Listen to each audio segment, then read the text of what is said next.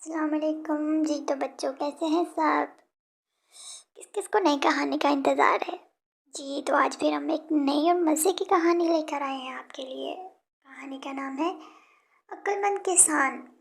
بھارت میں حیدرآباد دکن سے 7 میل دور گولکنڈہ نامی ایک شہر ہے، جہاں ایک کسان اپنے کھیتوں میں بیج بو رہا تھا۔ صبح کا وقت تھا، علاقے کا نواب سیر کرتا ہوا وہاں سے گزرا۔ کسان کو محنت سے کام کرتے ہوئے دیکھ کر نواب نے سوچا کہ کسان سے اس کی خیریت دریافت کرنی چاہیے۔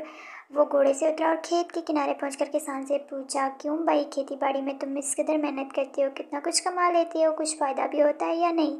کسان نے سر اٹھایا اور نواب سے کہا، فائدہ کیا جناب، فصل کٹنے کے بعد اس کے 4 حصے کر لیتا ہوں۔ نواب نے پھر پوچھا، اچھا تو ان 4 حصوں کو خرچ کیسے کرتے ہو؟ کسان نے جواب دیا، ایک حصہ تو حکومت کے لیے ٹیکس میں چلا جاتا ہے، دوسرا حصہ قرض چکانے میں ختم ہو جاتا ہے، تیسرا حصہ ادھار دیتا ہوں اور باقی چوتھا حصہ یوں ہی لٹا دیتا ہوں۔ نواب کو کسان کی یہ عجیب و غریب باتیں سن کر بہت تعجب ہوا۔ حیرت سے پوچھا، تمہاری باتیں میری سمجھ میں نہیں آئی، صاف صاف بتاؤ، تم قرض چکاتے بھی ہو اور دیتے بھی ہو، ایسا کون سا قرض ہے جو ہر فصل پر ادا کرتے ہو اور پھر بھی ختم نہیں ہوتا، اور وہ کون ہے جسے تم ہمیشہ قرض دیتے ہو اور پھر 1/4 رقم تم یوں ہی اڑا دیتے ہو؟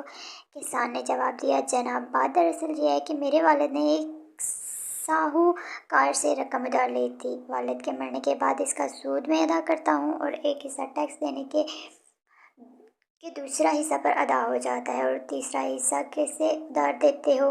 نواب نے پوچھا۔ کسان نے کہا، یہ میں اپنے 2 لڑکوں پر خرچ کرتا ہوں تاکہ بڑھاپے میں وہ مجھ پر خرچ کریں۔ نواب نے پوچھا، اور یہ ایک حصہ فضول کیوں اڑا دیتے ہو؟ کسان نے کہا، میری ایک لڑکی بھی ہے، آپ کو پتہ ہے کہ آج کل جہیز کی بنا شادی نہیں ہوتی اور جہیز ایک فضول رسم ہے، چوتھا حصہ اس کے جہیز کے لیے رکھتا ہوں، میری نظر میں یہ رقم لٹانا ہی ہوا۔ نواب اس کی مدلل گفتگو سے بہت متاثر ہوا اور ایک بڑی رقم اسے انعام کے طور پر دے کر رخصت ہو گیا۔